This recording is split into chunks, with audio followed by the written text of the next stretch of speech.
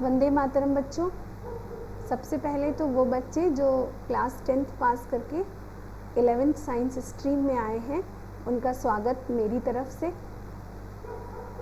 थोड़ी बहुत फिज़िक्स जो मुझे आती है वो आपके साथ शेयर करने की कोशिश करूँगी।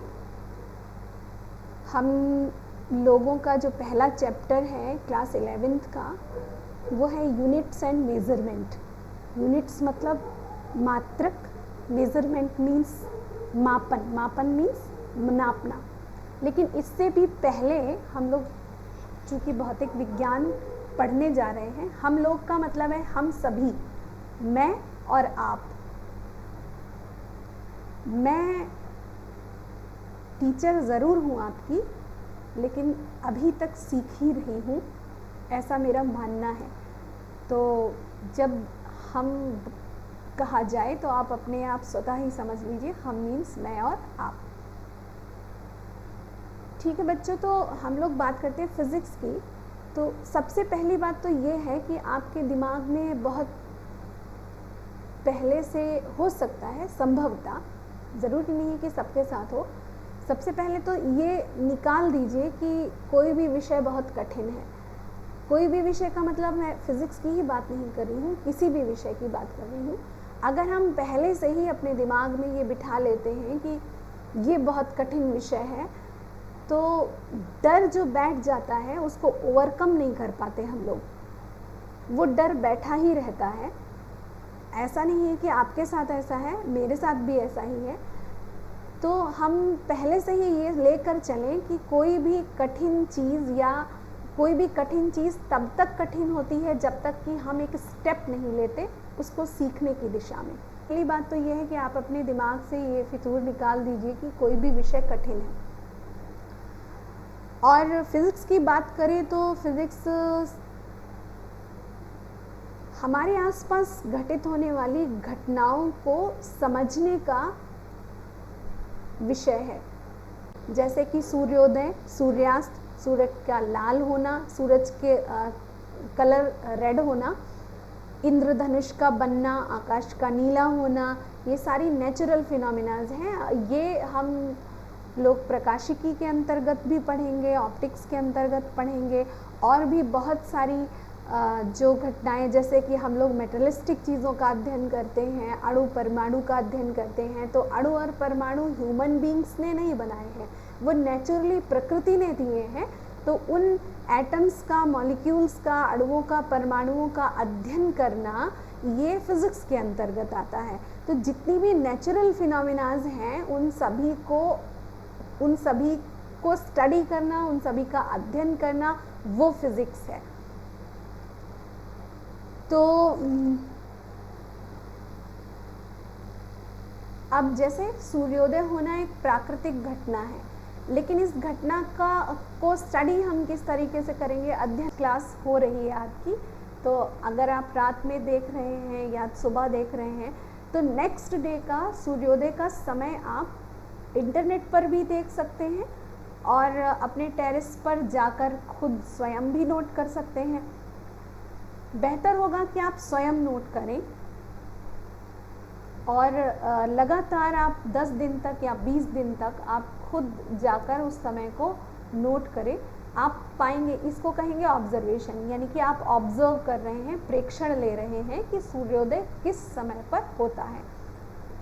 दूसरी चीज़ आप और भी नोट कर सकते हैं। इस काम को आप लगातार प्रतिदिन 1 महीने तक भी कर सकते हैं, अथवा एक काम और भी कर सकते हैं। हो सकता है कि आपके पास इतना समय ना हो कि आप प्रतिदिन जाकर सूर्योदय का समय नोट करें, तो आप दूसरा काम क्या कर सकते हैं? प्रत्येक महीने की पहली तारीख को सूर्योदय का समय आपने नोट कर लिया। एक और चीज़ आपने नोट की, जब आप अपने टेरेस पर जाएंगे तो आप नोट करेंगे कि सूर्योदय किस स्थान पर हो रहा है, और लगातार 5 महीने के बाद आप ये ऑब्ज़र्व करेंगे कि क्या सूर्योदय जो आपने प्रथम माह में, यानी कि नोट करने का जो आपने क्रम बनाया था, उसमें पहले महीने की पहली तारीख में जो आपने सूर्योदय का स्थान नोट किया था, क्या उसमें कोई तब्दीली हुई है? क्या वहाँ पर कुछ अंतर आया है? क्या 5 महीने बाद भी सूर्य उसी स्थान पर निकल रहा है, ये ऑब्जर्वेशन आपको करना है। जब आप लगातार ऑब्जर्व करेंगे तो आप पाएंगे कि कुछ डिफरेंसेस हैं। जो मान लीजिए जनवरी में आप इस टाइम पर जुलाई चल रहा है, तो जुलाई तो अब लगभग आज लास्ट जुलाई के करीब आप आ गए हैं, तो आप 1 अगस्त को समय नोट करिए कि सूर्योदय किस समय पर हुआ और सूर्य किस स्थान पर था। फिर सितंबर, 1 सितंबर, अक्टूबर, नवंबर, दिसंबर और जनवरी, 6 महीने के अंतराल में आप देखेंगे, ऑब्जर्व करिए कि समय क्या चेंज हुआ है सूर्योदय का। और दूसरा आपको नोट करना है, क्या सूर्य उदय जिस स्थान पर हो रहा था उसकी स्थिति में कोई परिवर्तन हुआ है। सूर्य जिस स्थान पर उदय हो रहा था अगस्त में, 1 अगस्त को, क्या 1 जनवरी को भी सूर्य उसी स्थान पर उदित हो रहा है, ये आपको नोट करना है, ऑब्जर्व करना है। ये जो काम आप करेंगे, विधि जो प्रोसेस आप करेंगे, इसको कहते हैं ऑब्जर्वेशन या प्रेक्षण। पूरी फिजिक्स या पूरी साइंस का कोई भी विषय ऑब्जर्वेशंस पर आधारित होता है। ऑब्जर्वेशंस के आधार पर ही आप निष्कर्ष निकालते हैं और निष्कर्ष के आधार पर ही फिर आप नियम बनाते हैं, नियम तथा सिद्धांत बनाते हैं। और कोई भी प्राकृतिक घटना किन नियमों के आधार पर, नेचर के किन नियमों के आधार पर घटित हो रही है, इस बात का आप पता लगा सकते हैं। जो दूसरा एग्जाम्पल हम लोग ले सकते हैं बर्फ का। एक्चुअली बर्फ, पानी जो जमता है तो उसका तापमान के डिग्री सेल्सियस क्या है, तापमान का मात्रक, डिग्री सेल्सियस, ये मात्रक है। यानी कि हम ताप को इसमें नापते हैं, मापते हैं। दूसरा है पानी का क्वथनांक, जिसको हम कह सकते हैं कि पानी कितने तापमान पर उबलता है। पानी अर्थात जल का क्वथनांक, क्वथनांक मीन्स सभी बच्चे जानते होंगे, वह तापमान जिस पर पानी उबलना प्रारंभ करता है। 100 डिग्री सेल्सियस, डिग्री सेल्सियस क्या है, यहाँ पर मात्रक है, तापमान का मात्रक है। ये पानी का क्वथनांक या पानी का बर्फ का जमना, ये नेचुरल फिनोमिना है। आजकल लोग रेफ्रिजरेटर में टेक्नोलॉजी यूज़ करके, ह्यूमन ब्रेन टेक्नोलॉजी यूज़ करके बर्फ़ को रेफ्रिजरेटर में, फ्रीज़र में भी जमाने लगा है। वहाँ पर भी आर्टिफिशियली 0 डिग्री सेल्सियस तापमान प्रोड्यूस किया जाता है, तापमान मेंटेन किया जाता है ताकि बर्फ़ जम जाए, यानी कि जल बर्फ़ में बदल जाए। लेकिन नेचुरली आप देखेंगे सामान्यतः मैदानी इलाकों में या जो रूम टेम्परेचर है उस पर बर्फ़ नहीं जमती। बर्फ़ अधिकतर पहाड़ों पर जमती है जहाँ का तापमान 0 डिग्री सेल्सियस अथवा उससे नीचे होता है। तो बर्फ़ जमना एक नेचुरल फिनोमेना था, लेकिन ह्यूमन बींग्स ने उसको रेफ्रिजरेटर तक लाकर उसको एक आर्टिफिशियल फिनोमेना के थ्रू या आर्टिफिशियली भी जमाना शुरू कर दिया है। तो इस तरह से आप देखेंगे कि फिज़िक्स पूरी की पूरी नेचुरल फिनोमेनास पर बेस्ड है।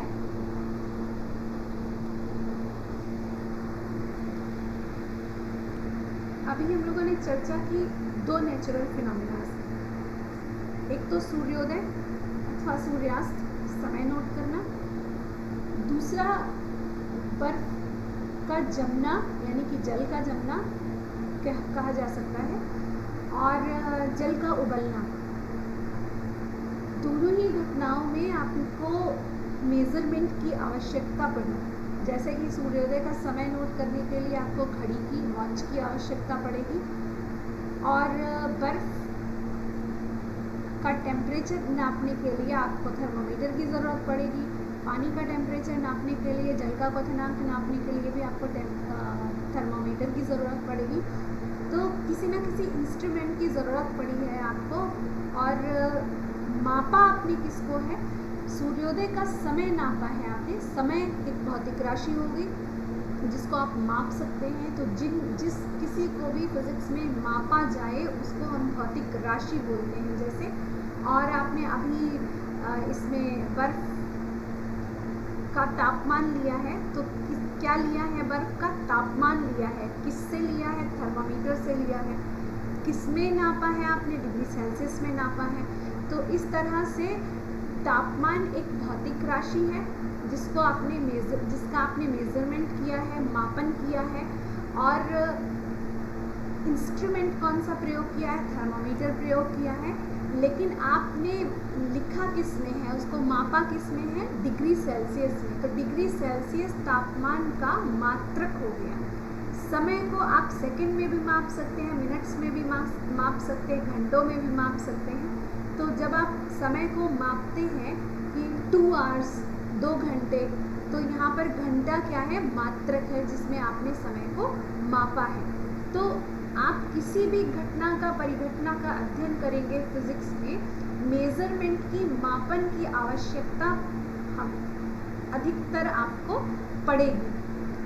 बच्चों अब आपको मेजरमेंट समझना है कायदे से। मापन बहुत कठिन नहीं है, बहुत सरल है। तो प्रतिदिन हम कुछ ना कुछ मेजरमेंट करते हैं। आप सिंपली यहाँ पे आ जाते हैं बोर्ड पर। सिंपली जब आप किसी दर्जी की दुकान पर आपको पोशाक बनवानी है, चैप्टर फर्स्ट है, चैप्टर फर्स्ट का नाम है units and measurement. Units means Hindi में कहेंगे मात्रक, और मेजरमेंट को हिंदी में कहेंगे मापन। ये मापन है यहाँ पर, यूनिट्स एंड मेजरमेंट इंग्लिश में। मापन को और भी सरल भाषा में, आम बोलचाल की भाषा में नापना कहते हैं। और ये जो मापन है ये विधि है मेजरमेंट की, जिसको विधि मेजरमेंट का हिंदी है मापन। मापन एक प्रोसेस है जिसमें नापा जाता है। जैसे कि दर्जी के पास आप गए, तो दर्जी से आपको अपनी पोशाक बनवानी है। तो सबसे पहले तो आप अगर शर्ट बनवाते हैं, कुर्ता बनवाते हैं, तो आपके कंधे से लेकर घुटनों तक या घुटनों से थोड़ा ऊपर जितनी भी आपको अपने कुर्ते की लंबाई रखनी है, तो वो मेजरमेंट करता है आपकी लंबाई। तो और उसके पास एक टेप होता है, इंची टेप, उस पर इंचेस में दूरी बनी रहती है। मतलब जो दूरी है या लंबाई है उसको वो इंचेस में नापता है। छोटे छोटे खाने बने होते हैं, 1 इंच 2 इंच 3 इंच, इंची टेप कहते हैं उसको। इसके बाद अगर आप ग्रॉसरी शॉप पर जाते हैं और चावल खरीदना है आपको, तो आप कहते हैं 2 किलोग्राम चावल दे दीजिए। तो किलोग्राम मात्रक हो गया। यहाँ पर लंबाई का मात्रक इंच लिया जा रहा है, क्योंकि आपकी लंबाई हो सकता है कुर्ते की 30 इंच हो, 35 इंच हो, 39 इंच हो, इस प्रकार से हो सकती है। यहाँ पर चावल आप 2 किलोग्राम, 3 किलोग्राम, 4 किलोग्राम इसी तरह से मेज़रमेंट करते हैं। उनके पास बाट होते हैं ग्रॉसरी शॉप पर। चीनी खरीद सकते हैं आप, आटा खरीदने भी जाते हैं ग्रॉसरी शॉप पर। ज़मीन खरीदते समय भी आप मीटर या फुट का इस्तेमाल करते हैं। मीटर जो आपके पास मिस्त्री होंगे, जिन लोगों का घरों में मकान बनता है, उनके पास भी एक बहुत लंबा सा मीटर का एक पैमाना होता है, अथवा फुट का पैमाना होता है। तो ज़मीन खरीदते समय या तो आप मीटर में लंबाई और चौड़ाई का मेज़रमेंट करते हैं प्लॉट का, या फिर फुट में करते हैं। दूध वाला या मिल्कमैन जब आपके यहाँ आता है दूध देने, तो वो उसके पास एक लीटर, एक मग टाइप का होता है, जो 1 लीटर का भी हो सकता है, हाफ लीटर का भी हो सकता है, आधा लीटर का भी हो सकता है। तो दूध का मेज़रमेंट आप लीटर में करते हैं, क्योंकि वहाँ पर आप दूध का आयतन नाप रहे होते हैं। तो इस तरह से रोज़मर्रा की जो ज़िंदगी है हमारी, दैनिक जीवन में बहुत सारी जो दैनिक कार्य होते हैं, उनमें भी मेज़रमेंट की आवश्यकता होती है, मापन की आवश्यकता होती है। कुछ ना कुछ आप प्रतिदिन मापते रहते हैं। समय तो हमेशा ही नापते रहते हैं घड़ी से। आप स्कूल जाने का समय हो गया है, कितने टाइम का स्कूल है, स्कूल छुट्टी हो गई है। हालांकि कोरोना काल है यहाँ पर, इस समय तो आप नहीं कॉलेज जा रहे हैं, लेकिन फिर भी घड़ी सभी के घरों में है। आप वक्त बेवक्त समय देखा करते हैं, घड़ी देखा करते हैं। अब आ जाते हैं, एक छोटा सा उदाहरण है। हम लोग फतेहगढ़ के निवासी हैं। अक्सर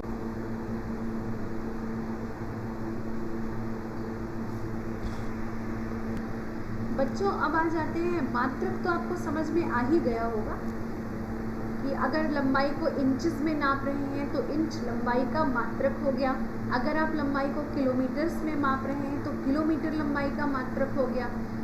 इसी प्रकार से अगर आप समय को माप रहे हैं तो अगर आप सेकंड्स में काउंट कर रहे हैं तो सेकंड समय का मात्रक है, और अगर आप घंटे में नाप रहे हैं अथवा मिनट्स में नाप रहे हैं तो ये मिनट अथवा घंटे समय के मात्रक है, और समय एक भौतिक राशि है।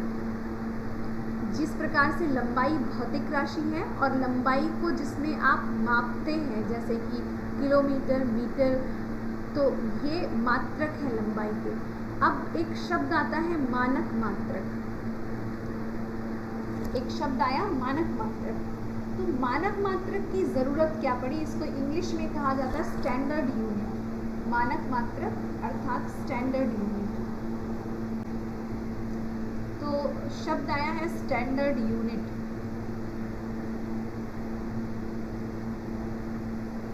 लंबाई भौतिक राशि है, इसका मानक मात्रक मीटर है। समय भौतिक राशि है, मानक मात्रक सेकंड है। द्रव्यमान भौतिक राशि है, मानक मात्रक किलोग्राम है। तो ये जो मानक मात्रक हैं इनकी क्या आवश्यकता पड़ी, सबसे पहला क्वेश्चन तो ये है।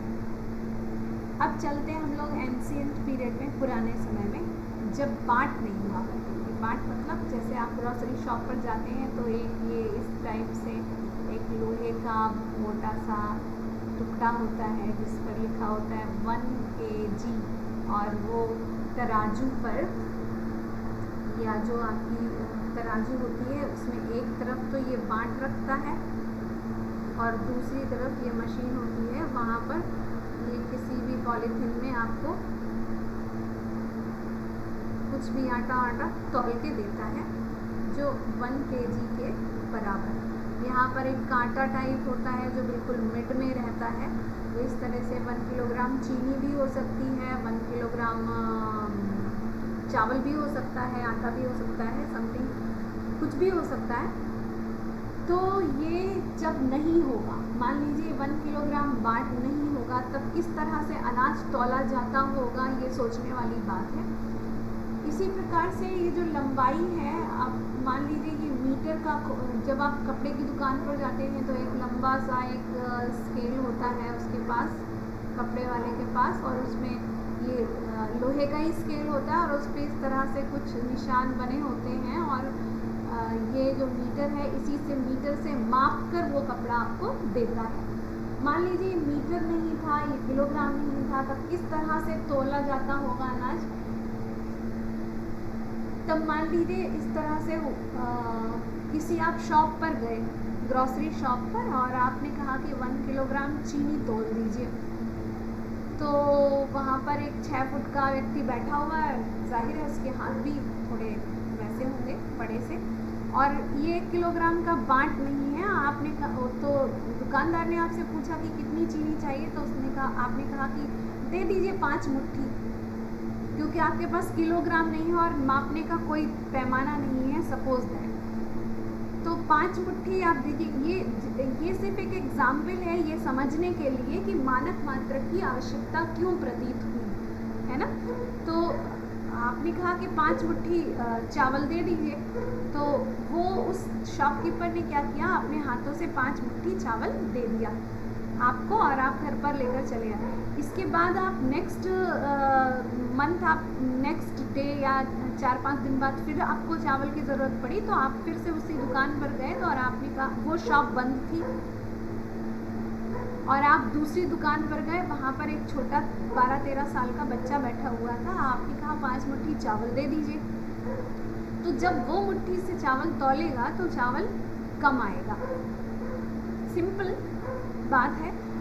तो एक जो बड़ा व्यक्ति चावल अपने मुट्ठी से तोल रहा है और एक जो छोटा व्यक्ति है, वो अपने छोटा बच्चा है, वो अपने हाथ की मुट्ठी से चावल तोलेगा। दोनों में समानता नहीं होगी, दोनों के द्वारा तौली गई वस्तु में समानता नहीं होगी। इसी प्रकार से आप मीटर को ले सकते हैं। मीटर जैसे कि आप कपड़े की दुकान पर गए, तो आपने कहा कि 4 बालिस्त कपड़ा चाहिए, तो जब आप बालिस्त, ये बालिस्त कहते हैं ये जो अंगूठा है यहाँ से लेकर और यहाँ तक के ये जो कनिष्ठिका है यानी कि लिटिल फिंगर है और ये आपका अंगूठा है, थंब है, इसके शीर्ष से दोनों का टॉप पॉइंट लेकर जो नापेंगे उसको बालिस्त बोलते हैं या बित्ता बोलते हैं लोकल लैंग्वेज में। जब अगर आपके पास कोई पैमाना नहीं है पुराने समय में तो आप इस बित्ते से तोला करते थे चीज़ें। बहुत सारी लंबाइयाँ या खेतों का जो मापन हुआ करता था वो इस यहाँ से लेकर यहाँ तक ये हाथ इस तरीके से हाथ से मापी जाती थी लंबाई और चौड़ाई। लेकिन जैसे जैसे व्यक्ति की लंबाई में या फिर कदकाठी में अंतर आता था तो मेज़रमेंट में भी अंतर आ जाएगा, क्योंकि सभी का बालिश्त या सभी का बित्ता एक जैसा नहीं होता। तो इंटरनेशनल कॉन्फ्रेंसेस थी जो वेट एंड मेज़रमेंट के लिए, वो निर्धारित की गई, वो उसका गठन किया गया और ये कहा गया कि ऐसा मात्रक हो लंबाई का, समय का और द्रव्यमान का जिससे पूरे विश्व में धरती के किसी भी देश में मापन किया जाए और सब जगह समानता आए। तो ये जो मीटर आप देख रहे हैं, ये जो दुकान में होता है ये मीटर, ये आप चाहे स्विट्ज़रलैंड चले जाइए, मीटर इतना ही बड़ा मिलेगा आपको।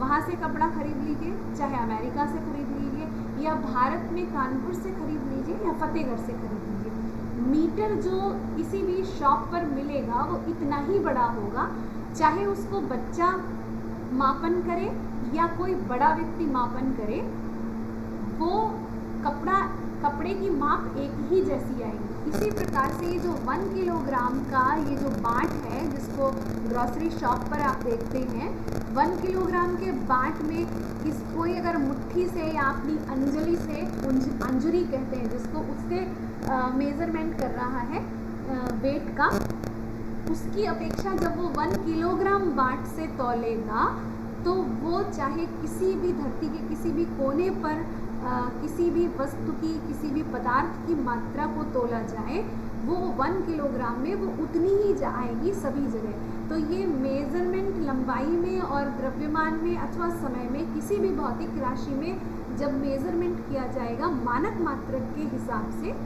तो वो सभी जगह समान होगा। इस कारण मानक मात्रक की आवश्यकता आई कि ये जो मेज़रमेंट में अंतर आ रहा था अंजुली से तौलने में या मुट्ठी से, फिस्ट से तौलने में या फिर बित्ते से यानी कि स्पैन से तौलने में, वो अंतर ना आए। इस कारण से मानक मात्रकों का निर्धारण किया गया किसके द्वारा? International conference on weight and measurement के द्वारा। तो इस क्लास में इतना ही। मानक मात्रकों का निर्धारण क्यों किया गया ये आपको आशा है कि समझ में आ गया होगा। सरल एग्जाम्पल देने का प्रयास किया है। कल हम लोग यानी कि नेक्स्ट क्लास में हम लोग पढ़ेंगे मात्रक क्या है।